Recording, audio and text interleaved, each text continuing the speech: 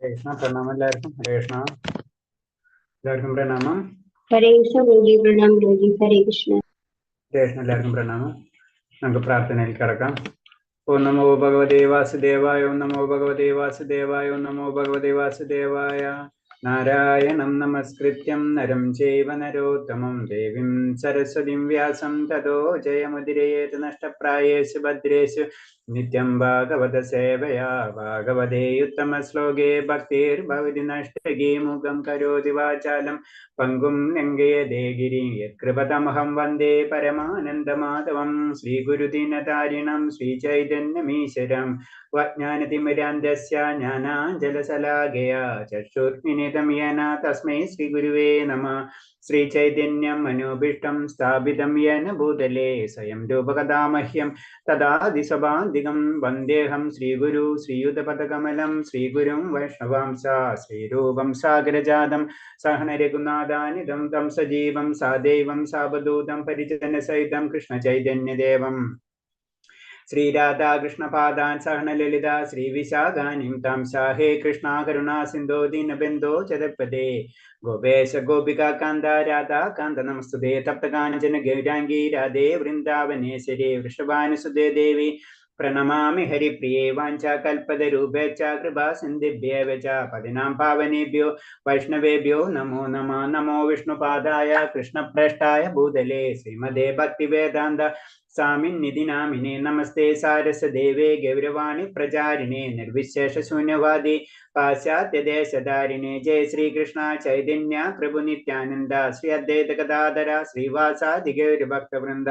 ഹരേ കൃഷ്ണ കൃഷ്ണ കൃഷ്ണ ഹരേ ഹരേ ഹരേ രാമ രാമ രാമ ഹരേ ഹരേ. ഹരേ കൃഷ്ണ കൃഷ്ണ കൃഷ്ണ ഹരേ ഹരേ ഹരേ രാമ രാമ രാമ ഹരേ ഹരേ. ഹരേ കൃഷ്ണ കൃഷ്ണ കൃഷ്ണ ഹരേ ഹരേ. ഹരേ രാമ രാമ രാമ ഹരേ ഹരേ. ഹരേ കൃഷ്ണ. പ്രഭുവാദിക്ക് ജയ ഗുരുദേവ് ജനതുപോലി വൈഷ്ണവ ഭക്തർക്ക് ജയ. ഹരേ കൃഷ്ണ. എല്ലാവർക്കും പ്രണാമം. അപ്പൊ നമ്മളിന്ന് 5ാമത്തെ മന്ത്രമാണല്ലേ. 4 നില കഴിഞ്ഞില്ല നമ്മൾ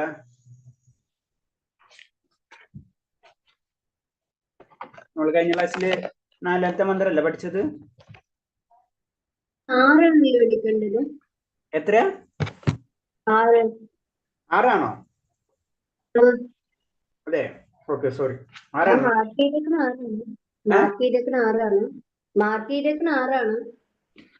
ഇത് പഠിത്തല്ലേ? എനിക്ക് ഓർമ്മ വരുന്നില്ല.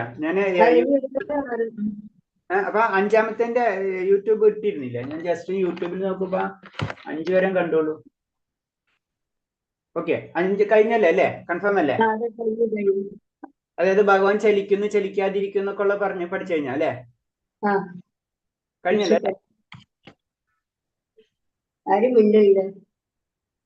ഓർമ്മയില്ലേ ശ്രീജമാതാജി? ഹരേഷ്ണ അത് കഴിഞ്ഞിട്ടുണ്ട് പ്രഭു. അല്ല, എല്ലാരും വീഡിയോ ഒക്കെ ഓഫ് ചെയ്തിരിക്കുക. ഹരേഷ്ണ തമസോമ ഹരേഷ്ണ. എല്ലാവരും വെളിച്ചത്തേക്ക് വരാൻ ശ്രമിക്കുക. ഹരേഷ്ണ ഹരേഷ്ണ. അപ്പൊ ശരി, നമുക്ക് 6ാമത്തെ മന്ത്രം എടുക്കാം.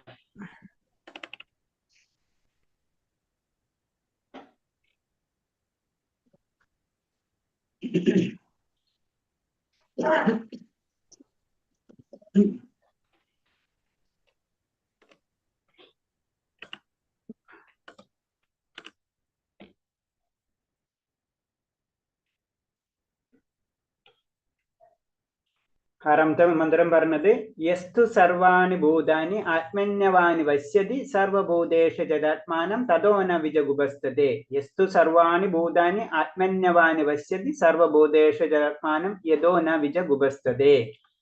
അതിന്റെ അർത്ഥം പറയുന്നത് വിവർത്തന. ഹരേ കൃഷ്ണ. വിവർത്തനത്തിൽ പറയുന്നത് ഏതൊരുവൻ ഭഗവാനുമായി ബന്ധപ്പെടുത്തി സകലതിനെയും ദർശിക്കുന്നുവോ, സർവ്വജീവരാശികളെയും അവിടുത്തെ വിഭിന്നാംശങ്ങളെ കാണുന്നുവോ, ഏതൊരുവൻ സർവ്വതിലും പരംപുരുഷനെ ദർശിക്കുന്നുവോ ആ വ്യക്തി ഒന്നിനെയും വെറുക്കുന്നില്ല. അപ്പൊ നമ്മൾ കഴിഞ്ഞ മന്ത്രത്തിലും, അതായത് 4ഉം 5ഉം മന്ത്രങ്ങൾ ശരിക്കും ഭഗവാൻ എന്താണെന്ന് പറഞ്ഞു തരികയാണ്. ഭഗവാന്റെ ശക്തികളാണ് പറഞ്ഞു തരുന്നത്. ഭഗവാൻ നമ്മൾ ചിന്തിക്കുന്നതല്ല, അചിന്യമാണ് എന്നാണ് ഇതിന് 4ഉം 5ഉം മന്ത്രങ്ങൾ പറയുന്നു. അതാണ് ഭഗവാൻ സർവേശ്വരൻ ചലിക്കുന്നു ചലിക്കാതിരിക്കുകയും പിന്നെ അകത്തും പുറത്തും എന്നൊക്കെ പറയുന്നത് അല്ലെ, ഒരു അകത്തും പുറത്തും. അപ്പൊ അങ്ങനെ നമുക്ക് നമ്മളെ യുക്തി കൊണ്ടോ നമ്മളെ ചിന്തകൾ കൊണ്ടോ ഭഗവാനെ നമുക്ക് മനസ്സിലാക്കാൻ കഴിയില്ല എന്നാണ് നമ്മൾ 4ാമത്തെ മന്ത്രത്തിലും 5ാമത്തെ മന്ത്രത്തിലും നമ്മൾ പറയുന്നത്. 6ാമത്തെ മന്ത്രത്തിൽ പറയുന്നത് എന്താണ്? പിന്നെ ഒരു ഭക്തൻ, ഇത് ശരിയാണ്, ഭക്തന്, എങ്ങനത്തെ ഒരു ഭക്തന് മാത്രമേ ഭഗവാന്റെ ഈ വിശേഷ ശക്തി മനസ്സിലാക്കാൻ കഴിയൂ എന്ന് പറഞ്ഞു തരുന്നു. അപ്പൊ അങ്ങനത്തെ ഒരു ഭക്തനെ പറ്റിയാണ് 6ാമത്തെ മന്ത്രത്തിൽ പറയുന്നത്. ആ ഭക്തന്റെ പ്രത്യേകതകൾ പറയുന്നത്, ഏതൊരുവനാണ് ഭഗവാനായി ബന്ധപ്പെട്ട് സകലതിനെയും ദർശിക്കുന്നുവോ, എല്ലാതും ഭഗവാനായിട്ട് ബന്ധപ്പെടുത്തും എന്തൊരു കാര്യങ്ങളും. പിന്നെ സർവജീവരാശികളിലും അവിടുത്തെ വിഭിന്നാംശമായി കാണുന്നു.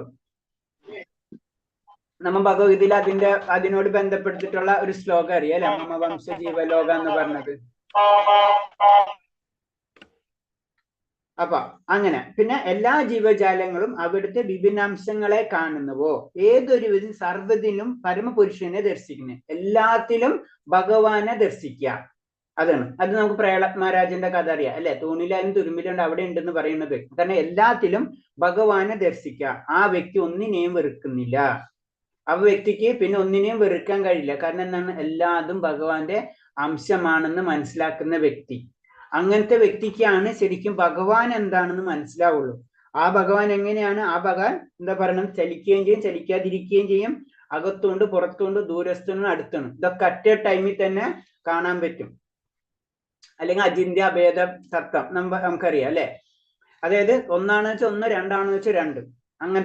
അങ്ങനത്തെ രീതിയിൽ വരുന്നതാണ് ഭഗവാൻ. ആ ഭഗവാനെ മനസ്സിലാണെങ്കിൽ ഇങ്ങനത്തുള്ള ശക്തിയുള്ള ഭക്തന്മാരും വേണം. ആ ഭക്തന്മാർക്ക് എല്ലാ ജീവജാലങ്ങളെയും ഒരേപോലെയൊക്കെ കാണാനുള്ള കഴിവുണ്ടാവുന്ന പറയുന്നത്. അപ്പൊ സകല വസ്തുക്കളും പരമദിവ്യാത്മ പുരുഷനെ ബന്ധപ്പെടുത്തി ദർശനം ചെയ്യുന്ന മഹാത് ഭക്തിയാണ് മഹാഭാഗവത. അപ്പൊ അങ്ങനത്തെ ആ പരിശുദ്ധ ഭക്തനെയാണ് ശരിക്കും പറയുന്നത് മഹാഭാഗവതർ എന്ന് പറയുന്നത്. ആ വ്യക്തിക്ക് എന്താണ്? എല്ലാ വസ്തുക്കളെയും പരമപുരുഷനായിട്ട് ബന്ധപ്പെടുത്താൻ കഴിയും എന്നാ പറയുന്നത്. ഭഗവാന്റെ സാന്നിധ്യം സാക്ഷാത്കരിക്കുന്നതിന് 3 ഘട്ടങ്ങളുണ്ട്. പിന്നെ നമ്മ ഭക്തനെ പറ്റി ഇങ്ങനെ പറഞ്ഞു അല്ലെ, ഏത് എല്ലാവരിലും എല്ലാ ജീവജാലങ്ങളിലും ഭഗവാനെ കാണാൻ കഴിയുക, അല്ലെങ്കിൽ എല്ലാത്തിലും ഭഗവാനെ കാണാൻ കഴിയുക, അങ്ങനത്തെ ഉള്ള വ്യക്തി എന്ന് പറഞ്ഞു. പക്ഷെ നമുക്കറിയാം നമ്മൾ എന്തായാലും ആ ലെവലിൽ എത്തിയിട്ടില്ല അല്ലേ. അപ്പൊ അതെന്ന് പറഞ്ഞു ഭക്തരെ ജനറൽ ആയിട്ട് 3ആയിട്ട് തിരിച്ചിട്ടുണ്ട്. ജനറൽ ഡിവൈഡേഷൻ, പിന്നെ അതിൻ്റെ ഉള്ളിൽ സബ് കുറെ ഉണ്ട്. എന്നിരുന്നാലും ഫസ്റ്റ് ഇനീഷ്യൽ സ്റ്റേജിൽ ഭക്തരെ 3ആയിട്ട് തിരിച്ചിട്ടുണ്ട്. ഒന്ന് എന്ന് പറഞ്ഞ കനിഷ്കധികാരി, മധ്യമധികാരി, ഉത്തമധികാരി. ഇത് നമ്മൾ ഭക്തിരസാമൃത സിന്ധുവിൽ നമ്മൾ പഠിച്ചതാണ്. എന്നാലും ഇതിൽ പറഞ്ഞപ്പാ, അതായത് ഭക്തൻ എന്താണ്, ഭക്തന്റെ യോഗ്യതകൾ പറയുമ്പോൾ ഒന്നും കൂടി ഇതിൽ വരുന്നത് മാത്രമേ ഉള്ളൂ. അപ്പൊ കനിഷ്കധികാരി എന്ന് പറയുമ്പോൾ, ആ കനിഷ്കധികാരി എന്ന് പറയുമ്പോൾ പ്രാരംഭ ഭക്തനായിരിക്കും.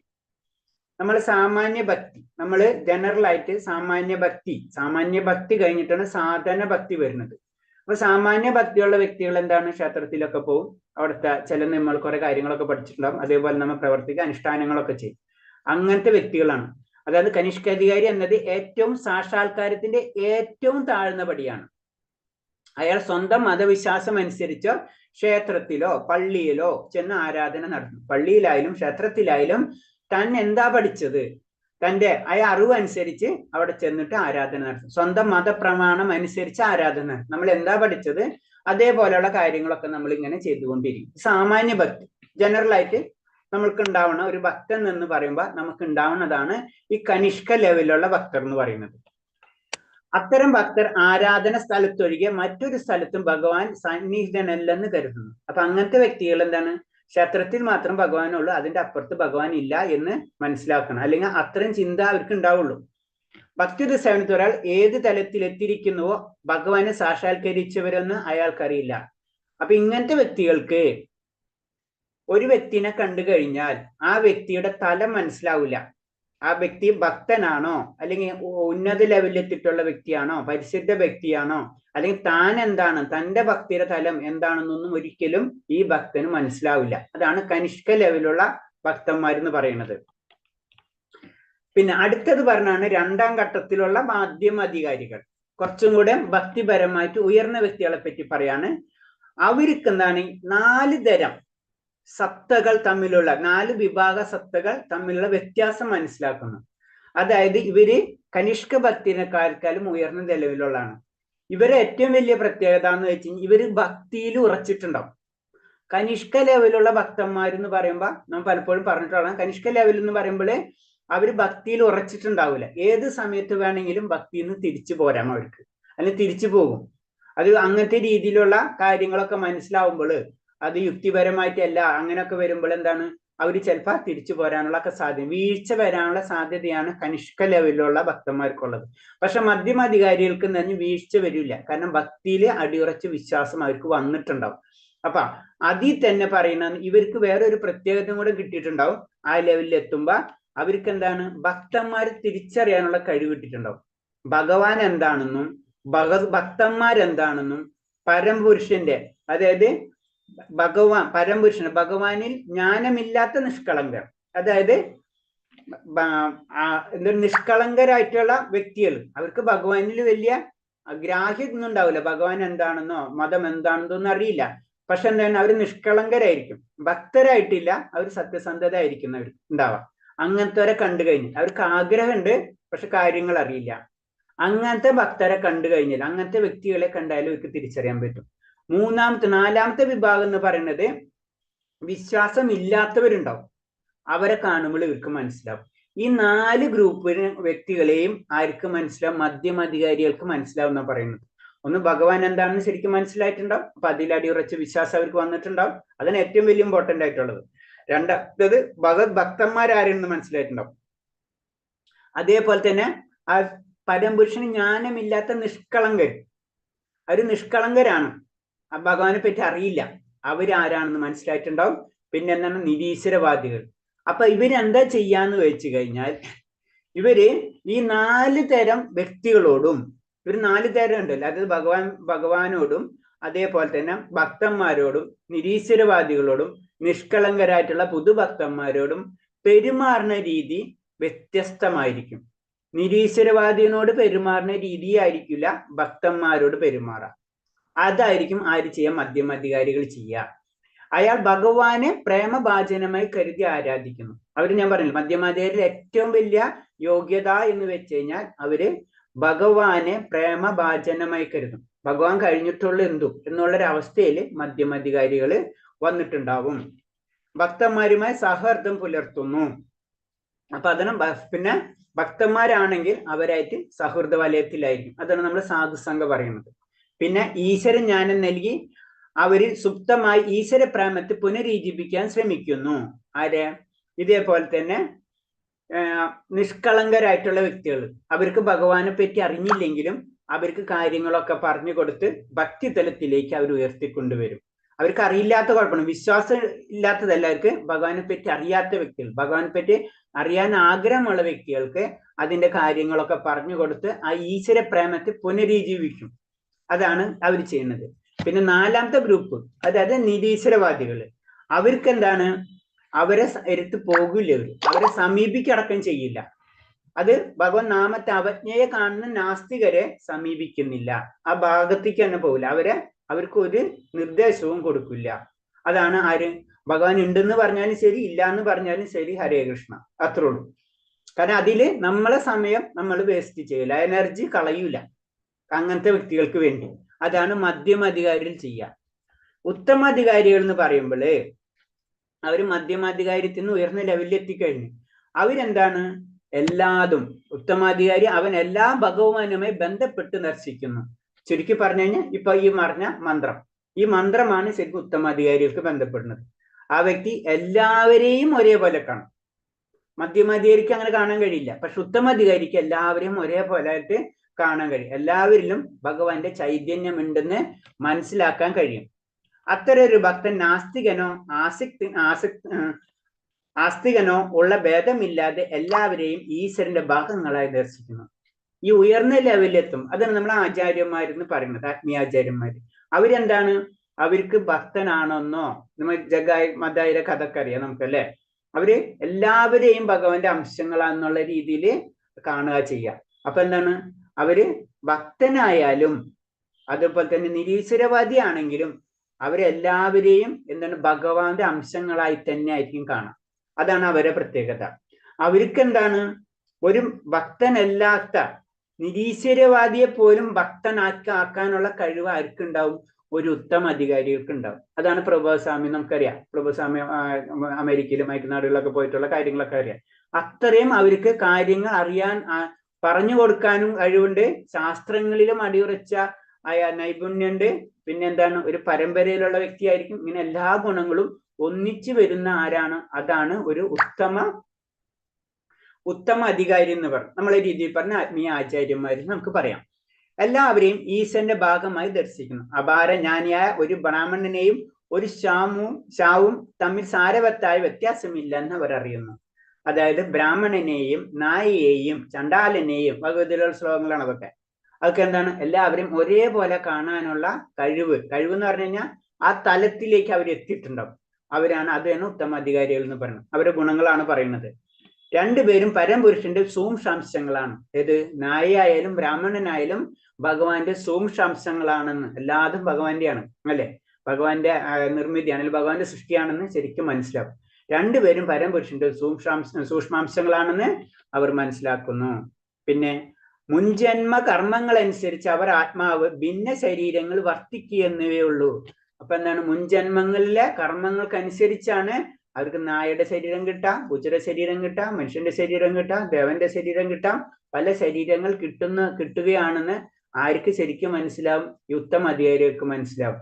അപ്പൊ അവൻ നായയാണെങ്കിൽ നായയുടെ സ്വഭാവം കാണിക്കും, അവൻ പൂച്ചയാണെങ്കിൽ പൂച്ചയുടെ സ്വഭാവം കാണിക്കും. അത് അവന്റെ കുഴപ്പമില്ല, അവന്റെ കർമ്മഫലങ്ങളാണ് അവൻ അനുഭവിക്കുന്നതെന്ന് ആർക്ക് മനസ്സിലാവും? ഉന്നത ലെവലിലുള്ള ഭക്തന്മാർക്ക് മനസ്സിലാവും. അത് കാരണം കൊണ്ടാണ് ആത്മാവിനെ, ചൈതന്യത്തെ അവര് ഭഗവാന്റെ അംശമായിട്ട് തന്നെ കാണുന്നത്. ബാക്കി അവന്റെ കർമ്മഫലമാണ്. അപ്പൊ അതേ രീതിയിൽ എല്ലാവരെയും ഒരേപോലെ കാണാനുള്ള കഴിവ് ആർക്കുണ്ടാവും? പ്രത്യേകിച്ച് ഉത്തമ അധികാരികൾക്ക് ഉണ്ടാവും എന്നാണ് പറയുന്നത്. ഭൗതികമായ അപൂർണതയാൽ നഗ്നനേത്രങ്ങൾക്ക് ഒരു വസ്തുവിനെ ശരിയായി കാണാൻ സാധിക്കുന്നില്ല. ഉന്നത സ്രോതസ്സുകളിൽ നിന്ന് അറിവ് നേടാത്ത ഒരാൾക്ക് ശരിയായ ദർശനം സാധ്യമാകില്ല. അപ്പൊ ദർശനം എന്ന് പറയുന്നത്, നമ്മള് ഭഗവാനെ അല്ലെങ്കിൽ ആത്മീയമായിട്ടുള്ള കാര്യങ്ങൾ അറിയുന്നത് നമ്മുടെ ഇന്ദ്രിയങ്ങൾ വെച്ചിട്ടല്ല. അതാണ് നമ്മൾ ആദ്യം നമ്മളെ ഭൗതിക ഇന്ദ്രിയങ്ങൾ വെച്ചിട്ട് ശരിക്കും നമ്മളെ സത്യത്തെ നമുക്ക് മനസ്സിലാക്കാൻ കഴിയില്ല. അതാണ് നമുക്ക് അതീന്ദ്രിയ അവസ്ഥ, ഇന്ദ്രിയങ്ങൾക്ക് അപ്പുറമുള്ള ഒരു അവസ്ഥയിലേക്ക് കടക്കാത്തത് വരെയും ആ ദർശനം സാധ്യമാകില്ല എന്നാ പറയുന്നത്. അപ്പൊ അതിന്റെ മെത്തേഡുകളാണ്, നമ്മൾ അതീന്ദ്രിയ അവസ്ഥയിലേക്ക് കടക്കേണ്ട മെത്തേഡുകളാണ് നമ്മൾ ഈ പഠിച്ചുകൊണ്ടിരിക്കുന്നത്. നമ്മൾ പറഞ്ഞത് സാധന ഭക്തി ആയാലും വൈദിക സാധന ഭക്തി ആണെങ്കിലും ഭാവഭക്തി, ഇതൊക്കെ അതിന്റെ കീർത്തന, സ്മരണ, ഇതൊക്കെ ഇതിന്റെ പാർട്ടുകളാണ്. അത് പരിപൂർണമാവാതെ, അതീന്ദ്രിയ അവസ്ഥയിലേക്ക് കടക്കാതെ, നമ്മളത് പഠിച്ചിട്ടുണ്ട്, മുക്തിക്കപ്പുറമാണ് ഭക്തി എന്ന് പറയുന്നത്. അത് ഒരിക്കലും ദർശനം സാധ്യമാകില്ല എന്നാ പറയുന്നത്. ഹരേ കൃഷ്ണ. അപ്പൊ ഇത് 3 കാര്യം മനസ്സിലായില്ലേ? ആരൊക്കെയുള്ളത്? കനിഷ്ഠാധികാരി, മധ്യമാധികാരി, ഉത്തമാധികാരി. അങ്ങനെ 3 ലെവലുണ്ട് അല്ലെ? 3 ലെവലില് പിന്നെ ഓരോരുത്തർക്കും ഉത്തമാധികാരി എന്ന് പറഞ്ഞു കഴിഞ്ഞാൽ എല്ലാവരെയും ഒരേപോലെ കാണാൻ കഴിയുന്നത്.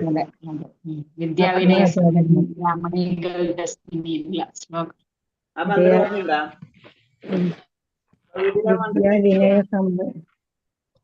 ബ്രാഹ്മണേ ഗവ്യസിനി ശുനീചൈവ ശഭാകേച പണ്ഡിത സമദർശിനഃ. Thank you Mataji. അപ്പൊ പറഞ്ഞു വരുന്നത് എല്ലാവരെയും ഒരേപോലെ കാണാം. അത് തന്നെയാണ് ഈ മന്ത്രത്തിലും പറയുന്നത്. ശരിക്കും ഒരു ഭക്തൻ ആ ലെവലിലായിരിക്കുന്ന പറയുന്നത്. പിന്നെ അടുത്തത്, ഏറ്റവും ഉന്നതമായ പ്രഭാവസ്ഥാനം ഭഗവാനാൽ സ്വയം അരുളപ്പെട്ട വൈദിക വിജ്ഞാനം തന്നെയാണ്. അപ്പൊ എന്താണ് ശരിക്കും ഏറ്റവും ഉന്നതമായിട്ടെന്ന് പറയുന്നത്? നമ്മൾ വേദങ്ങളാണെന്ന് അറിയാം അല്ലെ? നമുക്കറിയാം ഏറ്റവും ഉന്നതമായ ജ്ഞാനം എന്ന് പറഞ്ഞ വേദങ്ങളാണ്. ആ വേദങ്ങൾ എവിടെ നിന്ന് വന്നെന്നറിയാം? ഭഗവാനിൽ നിന്ന് വന്ന്, ഭഗവാനിൽ നിന്ന് ബ്രഹ്മാവിലേക്ക് വരികയാണ്. ബ്രഹ്മാവിലേക്ക് നേരിട്ട് കൊടുക്കല്ലേ ചെയ്യുന്നത്? നമുക്കല്ലേ ഹൃദയത്തിലേക്ക് കൊടുക്കുകയാണ് ചെയ്യുന്നത് അല്ലെ? അപ്പൊ അതല്ലാണ്ട് നമ്മൾ കേട്ടിട്ടല്ല വരുന്നത്, ഹൃദയത്തിലേക്കാണ്. അത് നമ്മൾ ഹൃദയം കൊണ്ടാണ് എന്ത് സ്വീകരിക്കുന്നത്? ഭക്തി സ്വീകരിക്കുക, അതല്ലെങ്കിൽ ജ്ഞാനം സ്വീകരിക്കേണ്ടതെന്ന് പറയുന്നത്. വൈദിക സത്യങ്ങൾ പരംപുരുഷനിൽ നിന്ന് ബ്രഹ്മാവിന്, ബ്രഹ്മാവിൽ നിന്ന് നാരദന്, നാരദിൽ നിന്ന് വ്യാസദേവന്, വ്യാസദേവനിൽ നിന്ന് ശിഷ്യന്മാർക്ക് എന്ന് ഗുരു ശിഷ്യ പരമ്പരയിലൂടെയാണ് വന്നു ചേരുന്നത്. അപ്പൊ നമുക്കറിയാം ആ പരമ്പര ലൈനാ പറയുന്നത്. ആദ്യം തന്നെ ഭഗവാനിൽ നിന്ന് ബ്രഹ്മാവ്, ബ്രഹ്മാവിൽ നിന്ന് നാരദൻ, നാരദിൽ നിന്ന് വ്യാസദേവൻ, പിന്നെ പരമ്പരകൾ, പല പരമ്പരകളൊക്കെ നമുക്ക് അറിയാം അല്ലെ? നമ്മൾ രുദ്ര സമ്പ്രദായം, ബ്രഹ്മ സമ്പ്രദായം, അങ്ങനെ നമ്മളെ വൈഷ്ണവ രീതിയിൽ തന്നെ പല സമ്പ്രദായങ്ങളുണ്ട്, അല്ലാതെ തന്നെ പല സമ്പ്രദായങ്ങളൊക്കെ ഉണ്ട്. അപ്പൊ അങ്ങനെയാണ് ആ ശിഷ്യ പരമ്പര. എന്ത് തന്നെയായാലും ഇതൊക്കെ ഏതെങ്കിലും പരമ്പരയായിട്ട് കണക്റ്റ് ആയിരിക്കണം, അല്ലാണ്ട് ഇൻഡിപെൻഡന്റ് ആയിട്ട് ഒരു പരമ്പര വരില്ല. ഭഗവാന്റെ ആ ജ്ഞാനത്തെ ബന്ധപ്പെടുത്താതെ എന്തെങ്കിലും പറഞ്ഞോ ചെയ്തിട്ടുണ്ടെങ്കിൽ അത് സത്യമായിക്കൊള്ളണമെന്നില്ല. അതായത് എന്തായാലും അതാണ് ഒരു ഉത്തമാധികാരി. ഉത്തമാധികാരി എങ്ങനെയായാലും എന്താണ് ആ പരമ്പരയിൽ കണക്റ്റഡ് ആയിരിക്കും. അതാണ് ഏറ്റവും ഇമ്പോർട്ടൻസ്. ആ ജ്ഞാനം അതേപോലെ തന്നെയാണ് ആ ശിഷ്യന്മാർക്കോ ആർക്കാണെങ്കിലും അതേപോലെ തന്നെയാണ് കൊടുക്കും, ഒരു മാറ്റവും വരുത്തില്ല. അതാണ് ഉത്തമാധികാരി പരമ്പരയിൽ തന്നെ കൂടെ വരണം എന്ന് പറയുന്നത്. അല്ലെങ്കിൽ പരമ്പരയിൽ കൂടെ വരുന്നവരെ ആ ഉത്തമാധികാരികളിൽ നിന്ന് ഭഗവാൻ പറഞ്ഞ അതേ രീതിയിൽ തന്നെയായിരിക്കും കൊടുക്കുന്നത്. ഇന്നത്തെ കാലത്ത് വേദശാസ്ത്രങ്ങൾക്ക് നിരവധി വ്യാഖ്യാനങ്ങളുണ്ട്. മിക്കവയും വ്യാസദേവന്റെ ഗുരു ശിഷ്യ പരമ്പരയിൽ വരുന്നവയല്ല. അപ്പൊ വേദശാസ്ത്രങ്ങളെ പലവരും പല രീതിയിൽ വ്യാഖ്യാനിച്ചിട്ടുണ്ട് ഇപ്പോഴത്തെ ലോകത്ത്. അതാണ് പറഞ്ഞത്, അത് മിക്കവാറും എന്ന് ഗുരു ശിഷ്യ പരമ്പരയിൽ വരുന്നില്ല. നമുക്ക് വേണമെങ്കിൽ ഭഗവത് വായിച്ചിട്ട് നമ്മളെ വ്യാഖ്യാനങ്ങൾ നമുക്ക് ഉണ്ടാക്കാം. അങ്ങനെ പലരും ഉണ്ടാക്കി ശരിയാണ് തെറ്റ് ഏതാണെന്നുകൊണ്ട് മനസ്സിലാവാത്ത ഒരു അവസ്ഥയിലേക്ക് പോയിരിക്കുകയാണ്. അപ്പൊ അതാണ് പറഞ്ഞത്, നമ്മൾ എന്ത് ചെയ്യുമ്പോഴും പഠിക്കുമ്പോഴും എന്താ ചെയ്യണം, ആ ശാസ്ത്രങ്ങൾ കറക്റ്റായിട്ട്, ആ ശാസ്ത്രം കറക്റ്റായിട്ട് നമ്മൾ ശാസ്ത്രം എടുത്തിട്ട് തന്നെ പഠിക്കണം. അതാണ് ഒരു ഗുരുവിനെ അല്ലെങ്കിൽ ഒരു പരമ്പരയിൽ കണക്ട് ചെയ്തിട്ട് നമ്മൾ പഠിക്കണം എന്ന് പറയുന്നത്. അല്ലെങ്കിൽ വെറുതെ ഒരു ഭഗവത ഏതെങ്കിലും ഒരു ബുക്ക് എടുത്ത് വായിച്ചു കഴിഞ്ഞാൽ നമുക്ക് ആ നോളജ് ചിലപ്പോൾ തിരിഞ്ഞു പോകും. അത് അടുത്ത മന്ത്രത്തിൽ പറയുന്നുണ്ടല്ലോ, 9ാമത്തെ മന്ത്രത്തിൽ പറയുന്നുണ്ട്. അതായത് തെറ്റായിട്ടുള്ള ജ്ഞാനം കിട്ടിക്കഴിഞ്ഞാൽ നമ്മൾ അതിനേലും വലിയ പ്രശ്നത്തിൽ ചെന്ന് ചാടും പറയുന്നത്.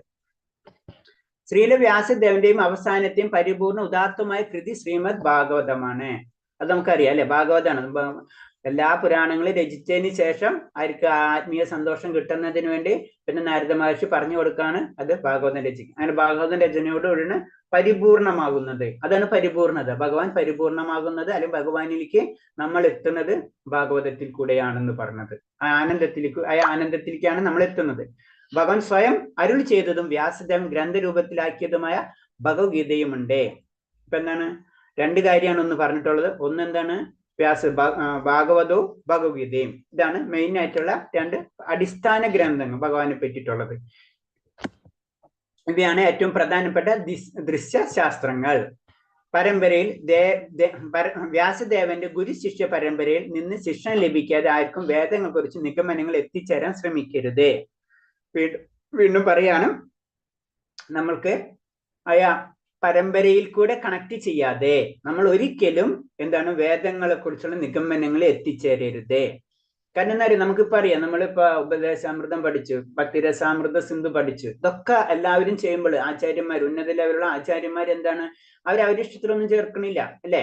അവർ ഇന്ന ഗ്രന്ഥത്തിൽ ഇന്നത് പറഞ്ഞു, അത് ഇങ്ങനെയാണ് എന്നൊക്കെ പറഞ്ഞ് ഡീറ്റെയിൽ ആയിട്ട് നമുക്ക് പറഞ്ഞു തരാണ്. അല്ലാണ്ട് അവരെ വ്യാഖ്യാനങ്ങൾ അത് തിരിച്ചു മറിച്ചിടണില്ല. അതാണ് പറയുന്നത്. അപ്പൊ അങ്ങനെ തന്നെയാണ് നമ്മൾ മാത്സ് പഠിക്കാൻ പോകണമെങ്കിൽ ഫിസിക്സ് ടീച്ചറൊക്കെയൊന്നും മാത്സ് പഠിക്കാൻ പാടില്ല ശരിക്കും പറഞ്ഞു കഴിഞ്ഞാൽ. അതേപോലെ തന്നെ ആത്മീയ ഗ്രന്ഥങ്ങളും മാത്സ് ടീച്ചർ എടുത്ത് ഫിസിക്സിന്റെ ഡെഫിനേഷൻ ചെയ്ത് കഴിഞ്ഞാൽ ചിലപ്പോൾ ശരിയും ചിലപ്പോൾ ശരിയാതിരിക്കും. തെറ്റിക്കഴിഞ്ഞാൽ കാര്യം എന്താ എന്നത് പറഞ്ഞ പോലെയാണ് നമ്മൾ എന്താണ് ആ പരമ്പരയിൽ തന്നെ അതിൽ കൂടെ തന്നെ നമ്മൾ പഠിച്ചെടുക്കണം എന്ന് പറയുന്നത്. ഭഗവത്ഗീതയിൽ 18:54 അനുസരിച്ച് മുക്തതലത്തിലേക്ക് എത്തിക്കഴിഞ്ഞ ഒരാൾക്ക് മാത്രമേ ഉത്തമ അധികാരി ആയിത്തീരാം. എല്ലാ ജീവജാലങ്ങളും സ്വന്തം സഹോദരനായിട്ട് കാണാൻ കഴിയുള്ളൂ എന്ന് പറയുന്നത്. അപ്പൊ 18:54 ആർക്കും ഓർമ്മയുണ്ടോ? ബ്രഹ്മഭൂത പ്രസന്നാത്മാ ന ശോചതി ന കാംക്ഷതി സമസർവേഷു ഭൂതേഷു മദ്ഭക്തി ലഭത്തെ പരാം. 54 അല്ലേ? ഹരേ കൃഷ്ണ. 54 ബ്രഹ്മഭൂത പ്രസന്നാത്മാ ന ശോചതി ന കാംക്ഷതി സമസർവേഷു ഭൂതേഷു മദ്ഭക്തി ലഭത്തെ പരാം. ഈ അധ്യാത്മാവസ്ഥയിൽ എത്തിച്ചേർന്നവർ പരബ്രഹ്മ സാക്ഷാത്കാരം സിദ്ധിച്ച് പരമാനന്ദം അനുഭവിക്കുന്നു. അയാൾക്ക് ദുഃഖമില്ല, ആഗ്രഹങ്ങളില്ല, സർവ്വഭൂതങ്ങളും സമഭാവനാണ് അയാൾക്കുള്ളത്. ഈ നില അയാൾ വിശുദ്ധ ഭക്തിയോടെ എന്റെ സേവനത്തിൽ എത്തിച്ചേരും. അപ്പൊ ഉത്തമനായ ഭക്തൻ ഈ 6ാം മന്ത്രത്തിൽ പറയുന്നത് തന്നെ, 6ാം മന്ത്രത്തിൽ പറയുന്ന കാര്യം തന്നെയാണ് ഭഗവത്ഗീതയിൽ 18-54 പറയുന്നത്. ഉത്തമ ലെവലിനുള്ള ഭക്തൻ എന്താണ്, പിന്നെ ആ പരമാനന്ദം അനുഭവിക്കാൻ തുടങ്ങും. അപ്പൊ പിന്നെ ആൾക്ക് ദുഃഖവും ആഗ്രഹങ്ങളും ഒന്നുമില്ല. അവസ്ഥയാണ് ശരിക്കും ഒരു ഭക്തൻ എന്ന് പറഞ്ഞത്. അത് തന്നെയാണ് ഈ മന്ത്രത്തിലും പറഞ്ഞിട്ടുള്ളത് ചുരുക്കി പറഞ്ഞു കഴിഞ്ഞാൽ. ഹരേ കൃഷ്ണ.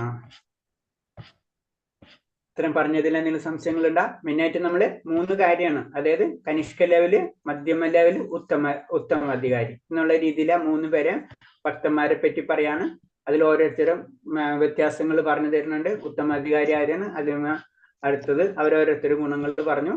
ലാസ്റ്റ് നമ്മളോട് പറഞ്ഞു തരുന്നത് ഇവിടെ എത്താണ് എന്നാണ്, ഉത്തമാധികാരിയുടെ ഗുണങ്ങൾ പറഞ്ഞു നിർത്താണ്. ഹരേ കൃഷ്ണ. ഇതിൽ പറഞ്ഞില്ല എന്തെങ്കിലും സംശയം ഉണ്ടോ? ഹരേ കൃഷ്ണ. ഹരേ കൃഷ്ണ പ്രഭു, ഇതിലെ ക്വസ്റ്റ്യൻ വന്നിട്ടുണ്ട് 3 തരം അധികാരികൾ ആരാണെന്നുള്ളത്. അത് മന്ത്രം 1ആണല്ലോ ഇതില് പറഞ്ഞിട്ടുള്ളത്. ഇതിപ്പോ മന്ത്രം 6-ലാണല്ലോ ക്വസ്റ്റ്യൻ ഇട്ടേലേ. ഒന്നാമത്തെ മന്ത്രത്തിലും ഇങ്ങനെ ഇത് 3 ഇതും പറയുന്നുണ്ട്. അതിലും ചെറിയ വിവരണം ഉണ്ട്. ഒന്നാമത്തെ മന്ത്രത്തില് ഒന്നാമത്തെ മന്ത്രത്തിലും ഉണ്ട് അത്. അറിയാം അധികാരി 3 അധികം, പക്ഷെ ഇതിലാണല്ലോ എക്സ്പ്ലനേഷൻ കൂടുതലുള്ളത്. അതെ അതെ, ഇതിൽ തന്നെ നമ്മൾ എഴുതേണ്ടത്. ശരിക്കും അത് ടച്ച് ചെയ്ത് പോയിട്ടുണ്ടാവുള്ളൂ. ആമുഖമാണ് റെഫറൻസ് കൊടുത്തേക്കുന്നത്, ആമുഖം എന്നാണ് കൊടുത്തേക്കുന്നത്. 3 തരം അധികാരികൾ ആരാണെന്നുള്ളത്. അവിടെ ശാസ്ത്രപാരമ്പര്യ ഘട്ടങ്ങളെ കുറിച്ച് 2 വാക്യത്തിൽ വെച്ചിരിക്കാന്നുള്ളത് നമുക്ക് ഈശോമനുഷ്യന്റെ ആമുഖം എന്നുള്ളതാണ് പറഞ്ഞിട്ടുള്ളത്, സ്പെസിഫൈ ചെയ്തിട്ടില്ല മന്ത്രം. ഓക്കെ, ആമുഖത്തിൽ തന്നെ ഉണ്ടാവും. അത് ജനറൽ ആയിട്ട് കുറച്ച് പോയിന്റ്സുകൾ പറയുമ്പോൾ അതിലതും പറഞ്ഞു പോയിട്ടുണ്ടാവും. ശരിക്കും അത് ഡീറ്റെയിൽ ആയിട്ട് വരുന്നത് 6ാം മന്ത്രത്തിലാണ്. 6ാം മന്ത്രത്തിലാണ്. അത് ഇങ്ങനെ 3 തരം അധികാരികൾ ആരാണെന്ന് മാത്രമേ ചോദ്യമുള്ളൂ.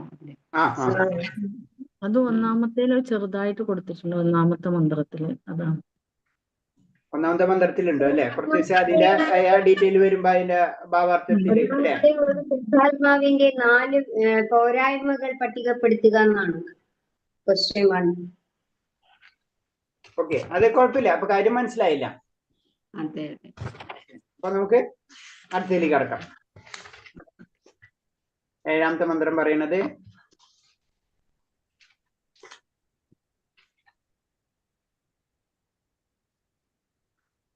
ഓക്കെ, 7ാമത്തെ മന്ത്രവും ഇത് തന്നെയാണ്. ജനറൽ ആയിട്ട് പറയുമ്പോൾ യസ്മിൻ സർവാണി ഭൂതാനി ആത്മാവഭൂത് വിജാനത തത്ര ക്വ മോഹഃ ശോക ഏകത്വം അനുപശ്യതേ.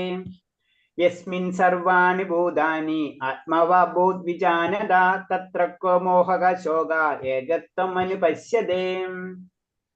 എല്ലാ ജീവജാലങ്ങളും ഗുണപരമായി ഈശ്വരന് തുല്യരായ ആത്മീയസ്ഫുല്ലിംഗങ്ങളാണെന്ന് വീക്ഷിക്കുന്നവൻ ശരിയായ ജ്ഞാനമുള്ളവനാണ്. അപ്പോൾ അയാൾക്ക് മായയെന്നോ ഭയമെന്നോ എന്തനുഭവപ്പെടാനാണ്? അപ്പൊ 6ഉം 7ഉം ശരിക്കും ഒരു ഭക്തൻ, അതായത് ഉത്തമ അധികാരികളെ പറ്റിയിട്ടാണ് പറയുന്നത്. ഉത്തമാധികാരി അല്ലെങ്കിൽ പരിശുദ്ധ ഭക്തൻ എന്താണെന്ന് പറഞ്ഞു തരാണ്. അപ്പൊ അതിലും നമ്മൾ പറഞ്ഞു, ഇതിലും ഇത് തന്നെയാണ്. ഇതിൽ കുറച്ചും കൂടി വ്യത്യാസം ഉണ്ടെന്ന് മാത്രമുള്ളൂ. ആത്മീയ സ്ഫുല്ലിംഗങ്ങൾ മമ വംശ ജീവലോക എന്നുള്ള ഒരവസ്ഥ നമുക്ക് മനസ്സിലാക്കാൻ കഴിയും. ഇത് ഉത്തമ അധികാരി ആവുമ്പോ ഭാവാർത്ഥത്തിൽ പറയുന്നത് തന്നെയാണ്. മധ്യമധികാരിയും ഉത്തമ അധികാരിയും ഒഴികെ മറ്റാർക്കും തന്നെ ഒരു ജീവന്റെ അധ്യാത്മാവസ്ഥയെ ദർശിക്കാൻ കഴിയില്ല. അപ്പൊ മധ്യമധികാരികൾക്കും അതിനുള്ള കഴിവുണ്ട്. കാരണം എന്താണ്? ആ ഭഗവാനിൽ അടിയുറച്ച വിശ്വാസം വന്നു കഴിഞ്ഞു. അത് കാരണം കൊണ്ടാണ് അത് പറയുന്നത്. ഉത്തമ അധികാരിക്കും അതുണ്ട്, പിന്നെ ആർക്കും അത് സാധിക്കില്ല. അപ്പൊ ഭഗവാനിൽ അടിയുറച്ച് വിശ്വാസമുള്ളവർക്ക് മാത്രമേ എല്ലാവരിലും എന്താണ് ആ ജീവചൈതന്യം മനസ്സിലാക്കാൻ കഴിയുള്ളൂ എന്ന് പറയാണ്. മഹാഭാഗവതനായ ഭക്തൻ സകല വസ്തുക്കളെയും ഭഗവാന്റെ ശക്തി വിശേഷങ്ങളായി ദർശിക്കുന്നത് കൊണ്ട് എല്ലാത്തിലും ഏകത്വം ദർശിക്കുന്നു. കാരണം ഏകത്വം എങ്ങനെയാണ്? ഭഗവാന്റെ അംശങ്ങളാണ് എന്നുള്ള അവസ്ഥ ആർക്ക് മനസ്സിലാവും? അങ്ങനെ ഏകത്വം, അതായത് ഭഗവാൻ തന്നെയാണ് ഇവിടെ ഇരിക്കുന്നത്. അപ്പൊ എന്താണ്? ഭിന്നമാണെങ്കിലും അഭിന്നമാണ്. ആ അവസ്ഥ ആർക്ക് മനസ്സിലാവും? ആ ഭക്തന് മനസ്സിലാകും എന്നാ പറയുന്നത്. പരമോന്നതമായ പൂർണ്ണത ഭഗവാൻ അറിയപ്പെടുന്ന 80% ഗുണങ്ങളും വ്യക്തിസ്ഫുല്ലിംഗങ്ങൾ ജീവാത്മാക്കൾക്കുണ്ട്. എന്നാൽ അളവിന്റെ കാര്യത്തിൽ ഭഗവാനോട് തുല്യരല്ല. ജീവാത്മാക്കൾ പരംപുരുഷന്റെ സൂക്ഷ്മാത്മങ്ങളായാൽ ഈ ഗുണങ്ങൾ അവയിലും ചെറിയ അളവിൽ കാണപ്പെടുന്നു. അപ്പൊ നമ്മൾ പറഞ്ഞു, ഇതിൽ പറഞ്ഞിട്ടുണ്ട് എല്ലാതും ഭഗവാന്റെ ആത്മീയ സ്ഫുല്ലിംഗങ്ങൾ എന്ന് പറഞ്ഞിട്ടുണ്ട്. അപ്പൊ എന്താണ്? ഭഗവാന്റെ അതേ ഗുണങ്ങള് നമുക്കുണ്ടാവും. പക്ഷെ എന്നാൽ ആ ഗുണം പറഞ്ഞത് 80% പ്യൂരിറ്റി, ഗോൾഡിന്റെ പ്യൂരിറ്റി പറഞ്ഞ പോലെ. ഗോൾഡ് 100% പ്യൂരിറ്റി കിട്ടൂല അല്ലെ? 916 എന്ന് പറഞ്ഞാലും 100% ആയിട്ടില്ല എന്നത് പറഞ്ഞ പോലെ ജീവാത്മാക്കൾക്കും എന്താണ് ആ പരിശുദ്ധി 100% ഭഗവാന്റെ ക്വാളിറ്റി കിട്ടില്ല. മാക്സിമം 80% ആ റേഞ്ചിൽ വരാം. ആ പ്യൂരിറ്റി 100% കിട്ടില്ല. ക്വാണ്ടിറ്റി, അതായത് ഭഗവാന്റെ ശക്തി ബലമൊക്കെ അത് വേറെ.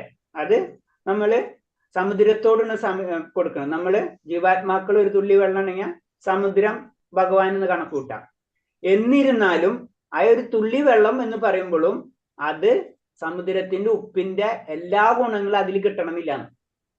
അത് അതേപോലെ തന്നെ 80% മാത്രമേ കിട്ടുള്ളൂ.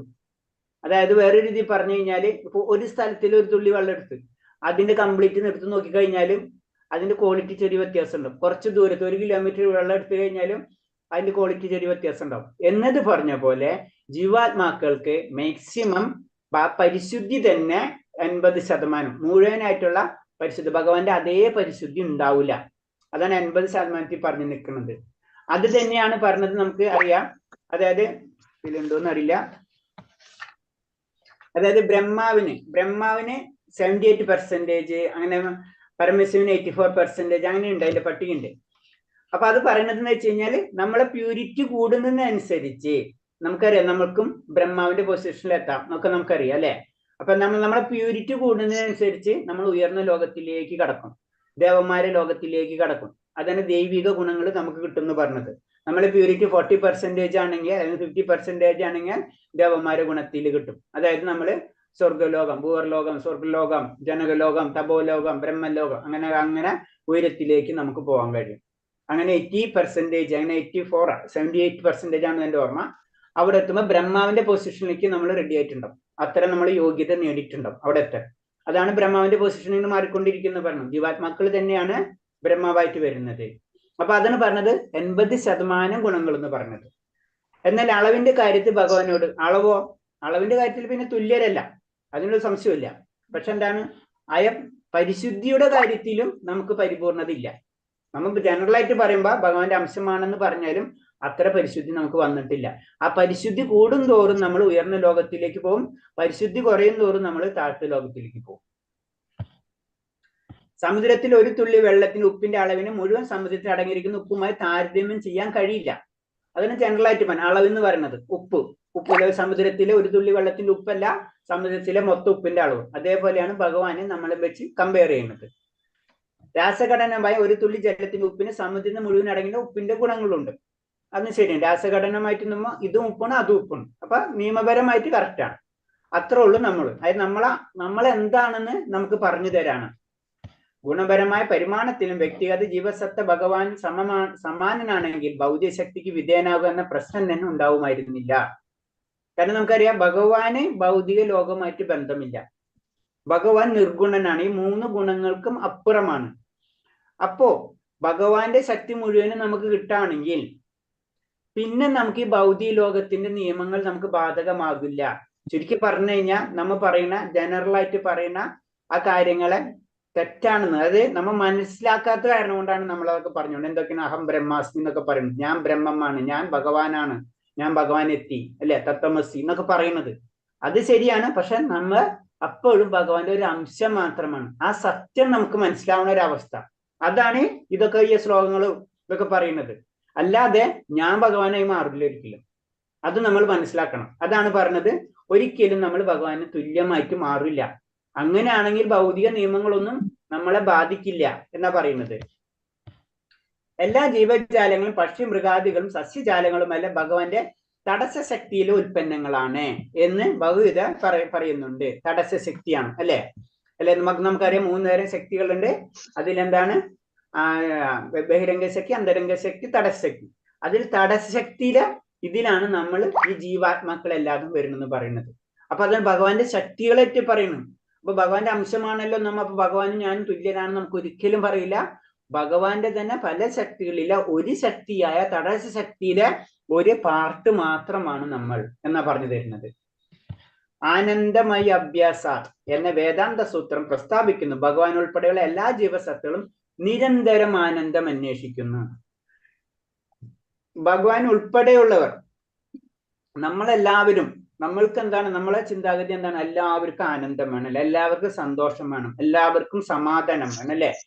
അപ്പൊ എല്ലാവരും അന്വേഷിക്കണം അതാണ്. പക്ഷെ നമുക്കത് കിട്ടിയില്ല അല്ലെ? ഭൗതിക ലോകത്തിൽ ഒരിക്കലും കിട്ടില്ല. നമുക്ക് കിട്ടണമെങ്കിൽ ഭഗവാനായിട്ട് കണക്ഷൻ വേണം. പക്ഷെ ഭഗവാൻ ഉൾപ്പെടെയുള്ളവരെന്ന്, ഭഗവാൻ എന്തിനാ ആനന്ദം അന്വേഷിക്കുന്നത്? ഭഗവാൻ ഉൾപ്പെടെയുള്ള എല്ലാ ജീവസത്തകളും നിരന്തരം ആനന്ദം അന്വേഷിക്കുന്നു എന്നാ പറയുന്നത്. അതാണ് ഭഗവാൻ അഖില രസാമൃതമൂർത്തി എന്ന് പറയുന്നത്. 12 രസങ്ങൾ ഭഗവാൻ അനുഭവിക്കാൻ ഇഷ്ടപ്പെടുകയാണ് ചെയ്യുന്നത്. നമുക്ക് മാധുര്യരസം എന്ന മാധുര്യരസത്തിൽ മാത്രം ഇരുന്നില്ല, ഭഗവാൻ വീരരസത്തിൽ ആഗ്രഹിക്കുന്നുണ്ട്, എന്നാൽ വാത്സല്യ രസവും ആഗ്രഹിക്കുന്നുണ്ട്. അപ്പൊ ഒക്കെ ഭഗവാന്റെ ലീലകൾ, പല പല ലീലകൾ ഭഗവാൻ ആടുന്നത് എന്തിനു വെച്ചെന്ന് വെച്ചാൽ പലതരം ആനന്ദങ്ങൾ ഭഗവാൻ ആഗ്രഹിക്കുന്നു, അല്ലെങ്കിൽ ഭഗവാൻ ചെയ്യുന്നു.